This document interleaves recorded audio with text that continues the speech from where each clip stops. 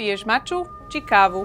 Tak pozorne počúvaj. Pri kofeíne sa totiž zvyšuje adrenalín a aktivuje telo do režimu pohotovosti.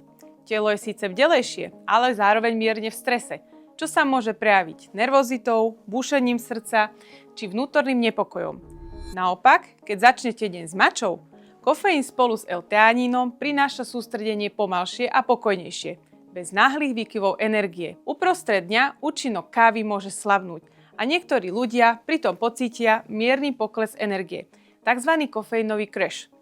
Mača naopak udržiava stabilnú pozornosť a energiu a navyše obsahuje antioxidanty, ktoré podporujú telo aj mozog. Večer môže káva sťažiť zaspávanie a ovplyvniť kvalitu spánku, pretože kofeín blokuje adenozín, látku, ktorá počas dňa navodzuje ospalosť. Jeho počas rozpadu je približne 5 až 7 hodín. Mača obsahuje tiež kofeín, ale vďaka L-teanínu pôsobí jemnejšie a menej prudko zasahuje do nervového systému. Celkovo obe nápoje dodávajú energiu, ale pôsobia odlišne.